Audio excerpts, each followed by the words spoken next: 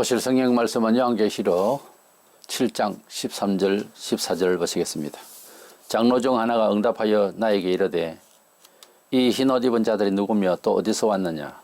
내가 말하기를 내 주여 당신이 아시나이다 하니 그가 나에게 이르되 이는 큰 환란에서 나오는 자들인데 어린 양의 피에 그 옷을 씻어 희게 하였느니라. 아멘. 6장에 6가지 인지양을 우리가 보았습니다. 이건 신불신간에 처음 있는 일이고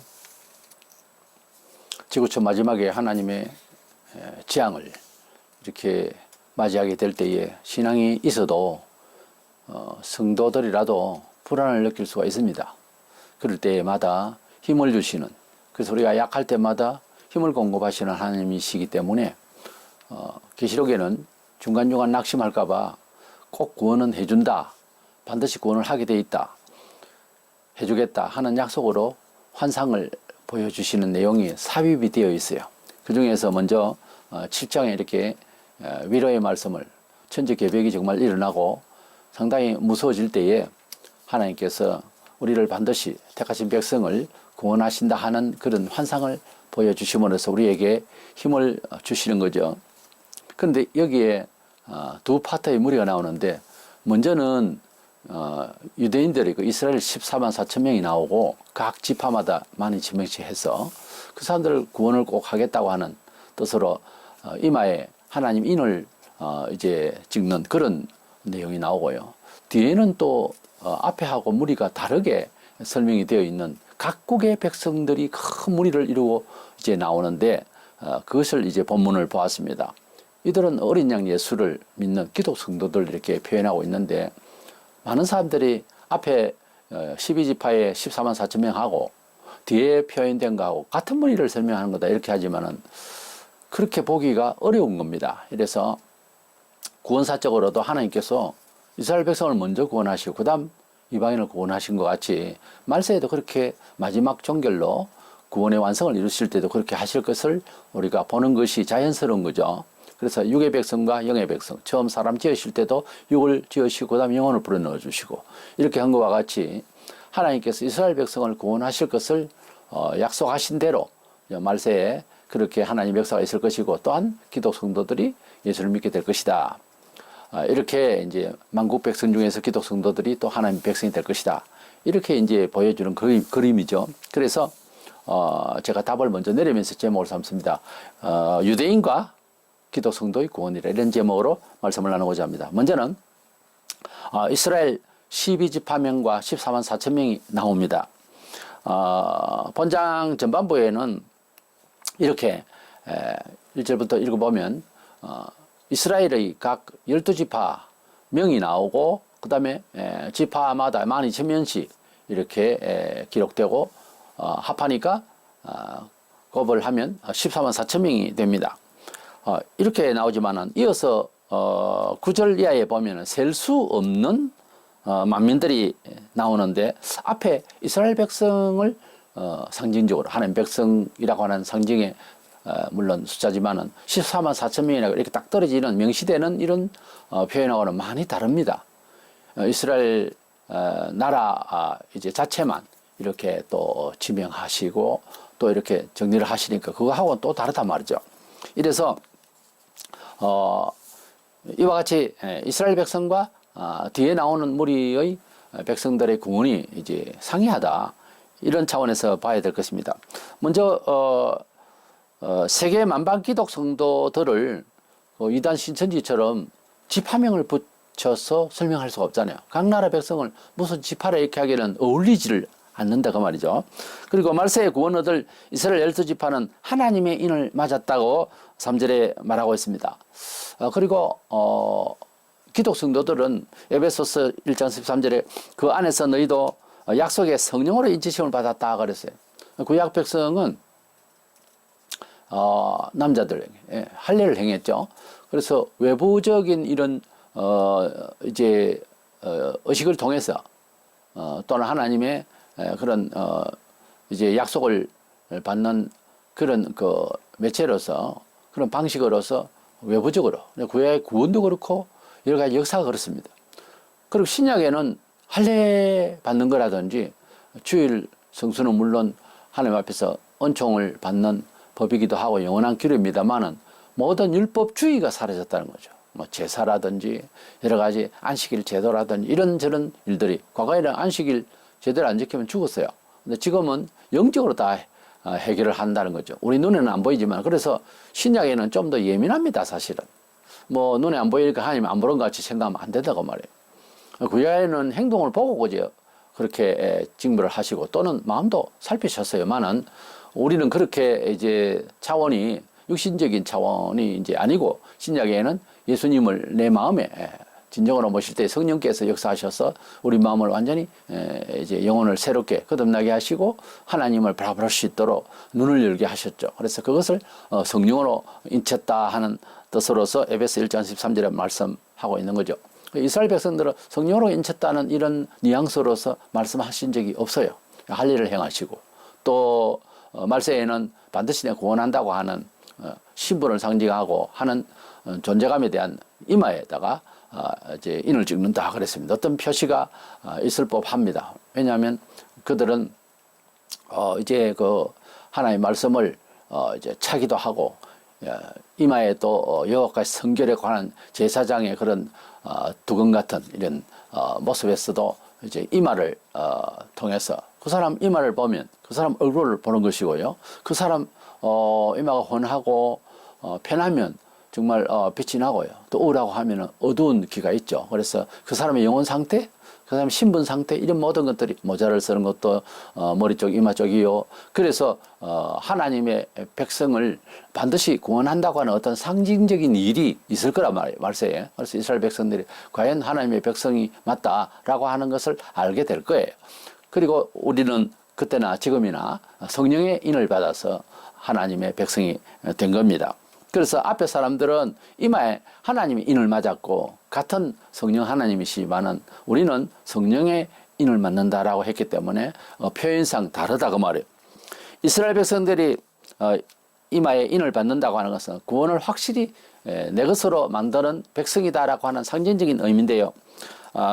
구약 스가랴서 12장에 있는 예언의 말씀을 로마서에 바울은 기록하기를, 로마 11장 25절에서 6절에 이 비밀은 이방인의 충만한 수가 들어오기까지 이스라엘들은 완악하게 된 것이라. 그리하여 온 이스라엘이 구원을 얻으리라. 기록된 바 구원자가 시온에서 오사 야곱에게서 경언치 않은 것들을 들키시겠고. 그랬어요.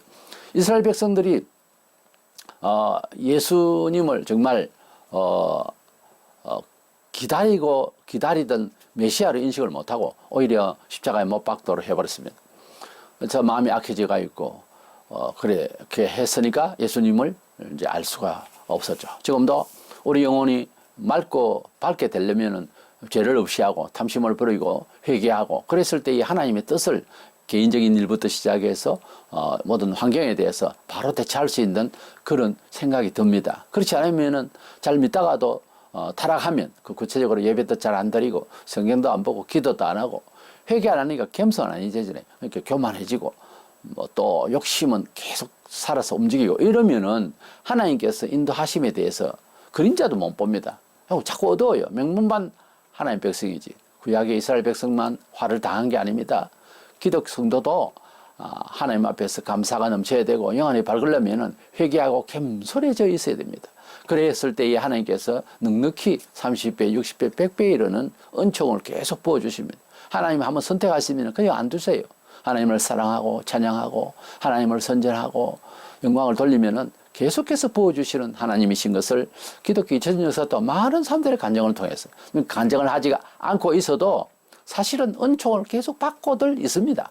그것을 이제 깨닫고 감사하고 겸손하게 잘 취급하고 모든 환경에 대해서, 그러면 하나님께서 계속해서 은총을 또 보호를 하신다, 주시고 하신다 하는 뜻입니다. 이래서 이스라엘 백성들이 말세에 그런 큰 대환란을 받을 때에 무엇보다 하나님의 큰 역사에 대해서 이스라엘이 인지가 높습니다. 우리보다. 우리는 자연인으로 있다가 예수 믿었기 때문에 하나님의 역사에 대해서 그렇게 유구한 그 세월이 우리나라 같은 경우도 136년 정도밖에 안 됩니다. 그러니까 구약의 백성들은 뭐 수천 년을 내려오잖아요. 그러니까 인지도가 높습니다. 하나님의 역사성에 대해서. 그래서 이 사람들이 불안할 것 아닙니까? 그래서 하나님께서는 그들을 확실히 구원의 백성으로 삼으신 것을 상징적으로 어떤 모습을 보여주실 거라 그 말이에요. 그런 뜻에서 하나님 인을 이마에 맞는다 이런 표현이 되어 있는데 이것은 우리 기독 성도에게 해당되지 아니하고 이스라엘 백성들을 구원할 거라고 하는 예언에 맞춰서 이렇게 읽어보면은 그거는 이스라엘 백성이다 하는 겁니다. 앞부분에 있어서 그들은 또한 적그리스도로부터 큰 환난을 받게 될 것인데 대환란 때에 그들은 기독 성도들도 마찬가지입니다만은 그들이 인생의 삶에 있어서 하나님과의 교제에 있어서 상징적인 장소가 성전입니다. 그곳에서 적그리스도가 앉아서 세상을 지배하고 할 때에 이스라엘 백성들은 방귀를 들었다가 바로 이제 핍박을 받아 쫓겨나가게 될 것인데 이것도 하나님께서 이스라엘 백성들을 구원해 주실 그런 이제 정말 구약의 글 그대로 이스라엘 백성들은 특별 보호처로 이제 보내어서 환란을 피하게 할 것으로 봅니다. 이것을 우리 교회라고 생각하면 안 돼요. 계시록 12장에 나오는 여자에 대해서 오해들을 많이 하는데 그렇게 읽으면 안 됩니다. 자세히 읽어보면은 말세에는 우리만 생각하지 말고 이스라엘 백성을 어떻게 할 것인지를 염두에 두고 계시록 읽으면은 굉장히 쉽게 풀려요.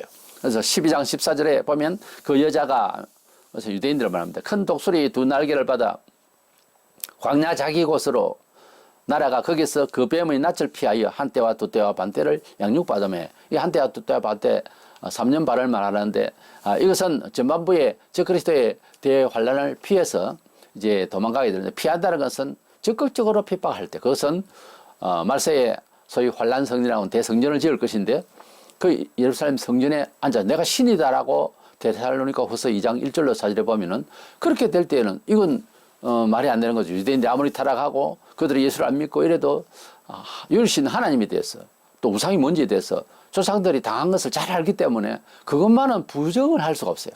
왜 당신이 신이냐? 이래 됐을 때 부딪히죠.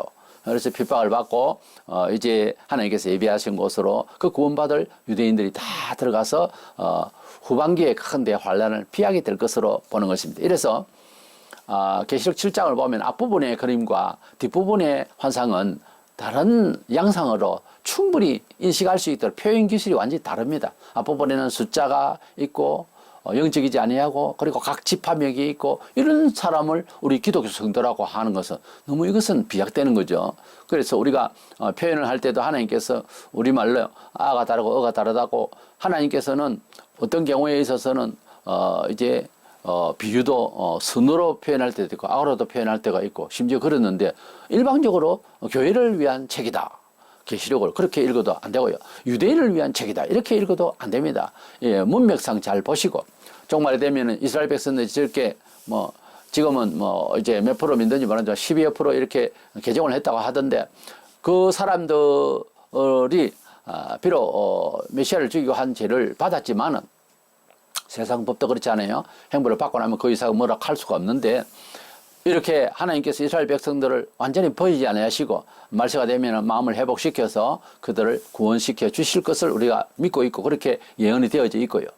그 사람들과 또 신약의 만국에 있는 기독 성도들이 환란 중에 적그리스도의 핍박을 받고 유대인이나 이방인이나 하여튼 하나님을 믿고 예수를 믿는 사람들이 핍박을 받으니까 마음이 약해질 수도 있고 하니까 여기에 본문에 이제 그렇지 않다고 반드시 구원한다고 하는 상징적인 의미로 이 환상을 보여주신 거죠.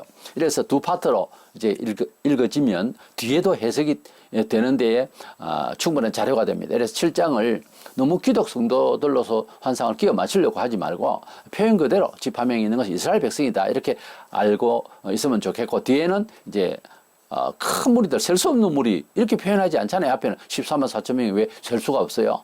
하나님 앞에서 숫자 14만 4천 명이 그게 뭐라고? 그런데 기독 성도들은 진짜 엄청나고 지명을 딱 다 할 수가 없는 온 세계에 퍼져 있는 사람들 그리고 마음으로 또 하는 백성으로 삼기 때문에 우리가 셀 수 없는 무리라고도 할 수 있고요. 각국 백성이라고 하는 표현이 있기 때문에 이건 아닌 거죠. 이제 두 번째로 본격적으로 이렇게 기독 성도들을 상징하는 셀 수 없는 큰 무리들로 표현된 내용을 한번 살펴보면은 앞서 이스라엘 12지파의 지파명대로 12,000명에서 14만 4천인에게 하나님의 인을 이마에 치는 이런 내용과 이어서 수요를 셀 수 없는 각 나라 백성이 이렇게 나오게 되는 겁니다. 앞부분의 사람들에 대한 표현 양식하고 뒤에하고는 너무 이렇게 차이가 나기 때문에 영적으로 해석한다는 것도 어려운 거예요. 그러면 베드로를 김갑돌이 읽을까요? 최종수를 읽을까요? 어떻게 읽을까요? 그건 아니에요.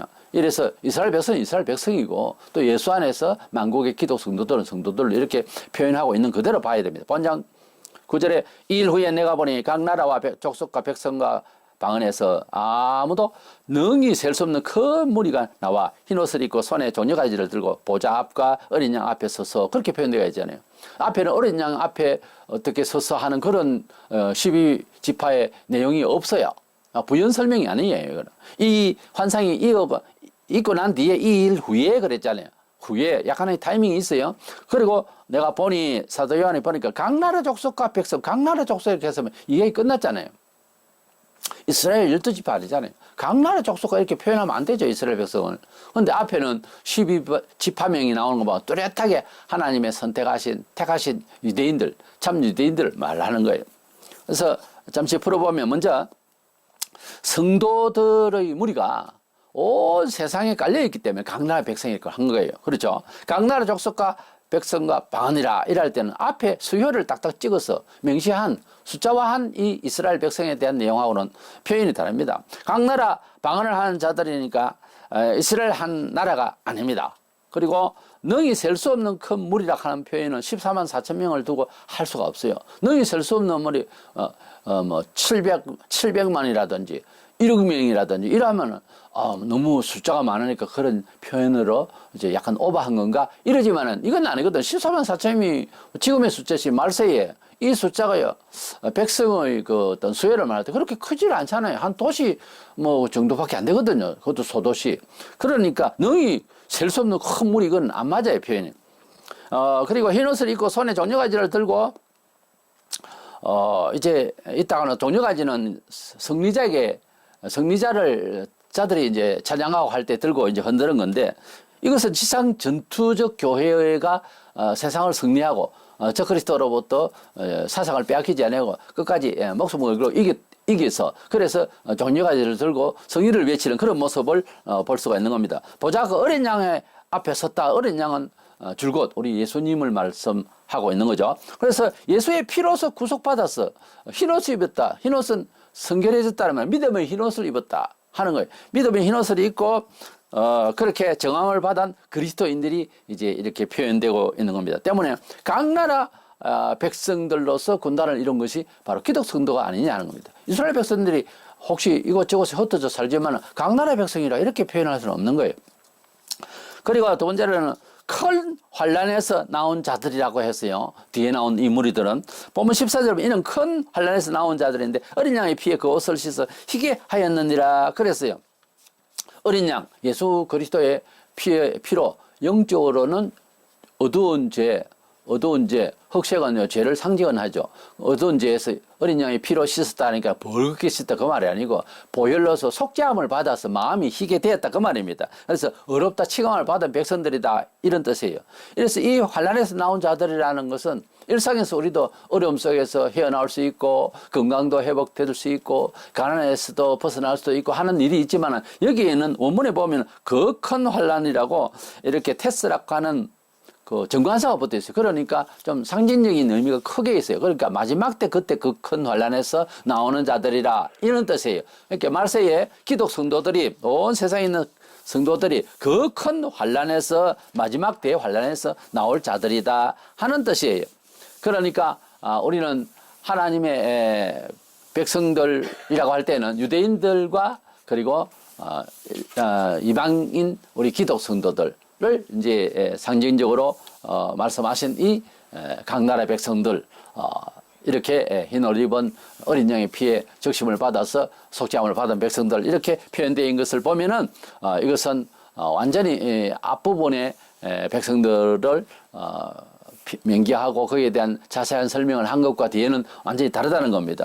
그래서 그 큰 환란에서 나온다고 할 때에는 이것도 뭐 기독 성도라 하니까 휴거다 어떻다 보다 이런 말을 하는데 그 나온다는 엘코마이라고 하는 말은 어느 대학을 나왔다, 어디를 통과해서 나왔다 이런 뜻이지 피했다는 뜻이 아니에요. 엘코마이라는 말이 뭐 피했다, 휴교했다 이런 뜻하고는 아무 상관없어요. 이것은 그 과정을 밟았다, 거리를 나왔다, 어느 대학을 나왔다, 어느 연수를 지내왔다, 그것을 통과했다 이런 뜻이에요.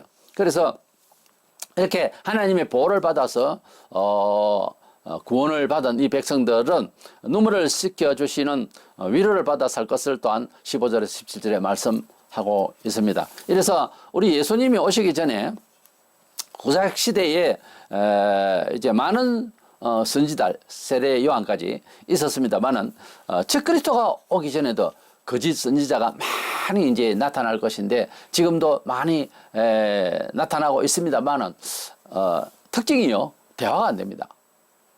거짓 선지자는 대화가 안 돼요. 세상의 사상도 대화가 안 되는 사상이 있어요. 바로 공산주의입니다. 공산주의는 매우 육체적이고 사람의 인권을 무시하고 여러 가지 경제적인 도구로 보는 물리적으로 이야기 유물 사상이기 때문에 대화가 안 돼요. 동물하고 대화돼요? 안 되잖아요. 어느 정도 그 동물하고 이렇게 교제가 될지 모르지만은 그러나 진정 대화는 할 수 없어요. 창의적인 대화, 반성에 대한 도덕적인 대화, 종교적인 대화 안 됩니다. 그래서 대화가 잘 되는 사람이 어쩌면 하나님이 지혜를 받은 사람이에요. 그래서 항상 마음을 열고 대화할 수 있는 준비가 되기 위해서는 교양도 쌓아야 되겠지만 훈련을 많이 받아야 되는 거예요. 먼저는 하나님과 대화를 참 많이 할 수 있어야 됩니다. 세상이 왜 이렇게 꽉 막히고 힘들고 이러냐? 대화가 안 되기 때문에 그렇습니다.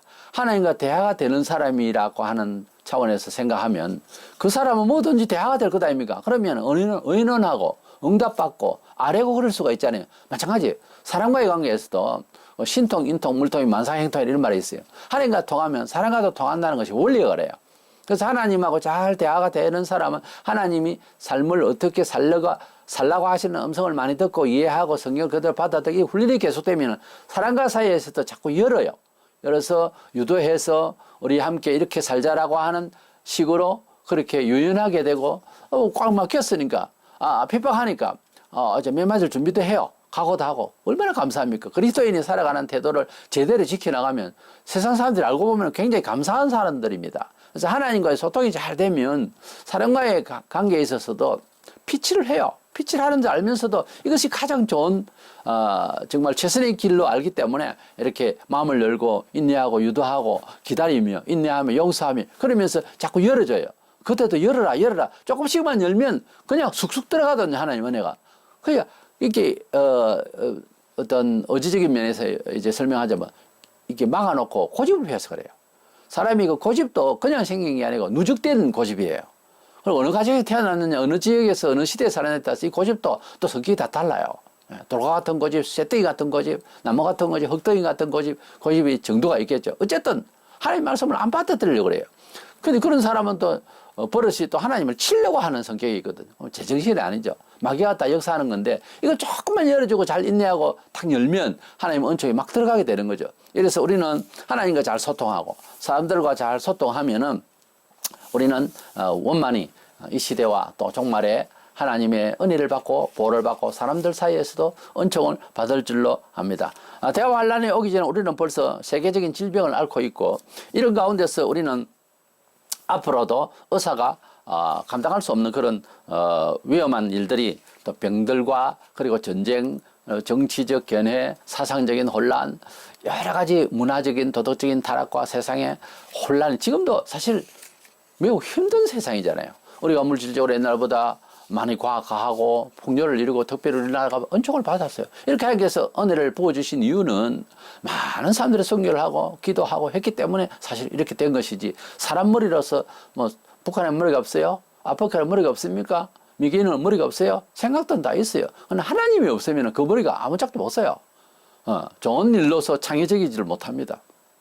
하나님께서 우리가 짐작하지도 못한 30배, 60배, 100배의 축복을 이렇게 하셔서 잘 살고 있는데 여기에서 옛날부터 톤이 그래요. 뭐 좀 살면 배가 부르면 타락하거든요. 오래됐습니다. 한국 교회의 본질적인 하나님을 믿는 자세에서요. 한 4, 50년 지금 흐르고 있습니다. 아주 잘못되어 있어요. 이런 가운데서 우리가 지금 형식만 가지고 잘 믿는 척 미화시키고 그렇게 합리화시키고 하는 뿐이지 실제 마음의 눈을 열고 보면 형편이 없습니다. 그러니 나라가 이 모양이죠. 자, 우리가 하나님 앞에서 이 마지막 시대에 정말 어떤 폭군 같은 정치인 적그리스도가 나타나기 전에 벌써 사상적으로도 폭군이 뭡니까? 이건 뭐 그냥 강도예요. 우리의 좋은 믿음의 처세, 하나님 앞에서 선함, 성결함과 은총 이런 것들을 빼앗아가는 많은 미혹들이 TV를 통해서 인터넷을 통해서 뭐 여러 가지로 이제 정치, 경제, 사회, 문화에서 아주 그림자를 들여서 우리가 지금 어떻게 살고 있는지 스스로 지금 반성도 못하는 이런 지경입니다. 예배를 잘 빠지죠. 오전에 한 번만 나오죠. 새벽기도 잘 없죠. 이러니 영안이 얻을 수밖에요. 그러니까 자기 정체성에 대해서 놓치고 있는 거예요, 지금. 은총 받고 잘 될 길을 다 놓치고 있는 거예요. 점점점 어두워져 가지고서 앞날을 잘 모르는 거예요. 위험은 도사리가 있고요. 아무리 잘 믿고 하나님과 소통이 잘 되고 있어도 늘 항상 핍박이 있고 위험이 있고 손해가 오고 그런 일이 생기는데 하물며 멍청하게 있으면 더 하죠. 사탄의 세계는 실존합니다. 사탄은 무엇보다 하나님을 잘 믿는 사람을 어둡게 합니다. 그 방법에 있어서 여러 가지 문화로 스며듭니다. 이러니 지금 우리라는 주사파 정권이 완전히 장악을 해가지고 70~80% 공산화돼 있어요. 사실은 정신없이 자들 사는데 이건 뭔가 크게 잘못된 거죠. 우리가 이것을 개혁하기 위해서 뭐 기독교 생긴 것도 아니고 하지만 우리 문화생활에 있어서 얼마나 염려가 됩니까 지금. 마음껏 전도하기도 어렵고 지금 뭐 계속해서 힘듭니다. 역시 문화적인 이런 일에도 우리가 성도들이 적극적으로 나서서 이렇게 하나님의 역사를 보이고 또 희생을 감사하더라도 이런 해야 되는 거예요, 사실은. 그래야 선교의 마당이 얼어야 뭔가 씨를 바로 뿌리고 일을 할 수 있지. 거친 땅에 바람만 불고 그래가지고 아무리 씨가 좋아도 안 되잖아요. 그것부터 정리가 돼야 되니까 문화적인 선교도 참 필요한 거예요. 우리가 무엇보다 정직하게 살고 공의롭게 살고 잘 살아서 이 세상을 좀 더 전도하기 좋은 그런 좋은 흙이 되는 밭이 되는 말씀의 밭이 되는 그런 문화적인 여건을 만들어 가는데도 같이 함께 노력을 할 필요가 있어요. 그러나 믿음의 사람들은 먼저는 하나님의 나라가 진정한 우리의 나라고 또한 하나님의 나라의 법이 우리의 처세의 법인 줄 알고 십자가 정신으로 승리할 수 있도록 해야 되겠고 이 마지막 세대에 여러 가지 환란이 있고 지금도 적그리스도 아직 나타나지 않았지만 그 적그리스도의 영이 온 세상을 뒤엎고 있고 전체의 변화가 오고 지금 지질학적으로도 상당히 미래가 이제 암울합니다. 이런 시대에 우리 성도들이 힘을 잃고 정말 낭망이 되는 그런 경우를 우리가 맞이합니다. 그러나 하나님은 이렇게 유대인들도 결국은 지켜주시고 구원하시고 우리들도 반드시 승리하게 하겠다고 하는 이런 환상을 사도 요한이 바라보면서 미래에 있을 2000년 후에 우리들을 생각하면서 또 그중 안에 쭉 있을 모든 기독 성도를 생각하면서 사도 요한은 힘을 얻으라고 이것을 받아서 기록한 거예요. 7장을 보면서 우리가 좀 더 두렵다기보다 희열을 느끼고 6장에서까지 여섯째 인까지 나온 이 상황들을 보면은 굉장히 힘들어요. 전쟁이 있고 땅의 지진과 전체 변화가 있고 그보다 더한 일이죠. 이제 8장에서부터 또 나오겠습니다만 이러한 상황이 벌어질 때에 개인적인 것이 아니라요. 지구촌 전체가 들끓고 있을 때 성도들도 유대인들도 힘을 잃죠. 이럴 때마다 하나님께서는 환상을 내려주실 때 개인적으로도 그래요. 굉장히 힘들고 이럴 때 환상이나 꿈도 주실 수가 있어요. 개인적으로 너무 힘들 때 그때도 하나님 사랑하는 백성 또 사랑도 잃어버리고 신앙도 잃어버린 상황에서도 뭔가를 보여줄 때가 있어요. 개인적인 그런 감정들 보세요. 그래서 우리가 하나님 앞에서 어떻게 하든 우리를 만져주시고 하나님과 우리와의 눈을 맞춰서 그렇게 잘 살아갈 수 있도록 회복할 수 있도록 때때로 이렇게 환상을 주신다는 것 이것을 우리 생각할 수 있습니다. 총체적으로 모든 말세에 있을 기독 성도들과 유대인들이 낭망할 지경이 오니까 과연 하나님은 우리 편이다. 하나님은 우리를 완전히 구원하신다 하는 환상을 7장에 넣어줬다는 것 이것을 감사하면서 우리 생활에도 개인적으로도 그럴 수가 있다는 점을 생각하면서 우리는 희망을 잃지 아니하고 하나님 찬양하기를 다하고 하나님 뜻대로 잘 살도록 최선을 다해서 회개하는 마음, 겸손한 마음, 인내하는 마음을 가지고 이 말씀을 승리할 수 있는 저와 여러분 되시기를 주의 이름으로 축원합니다.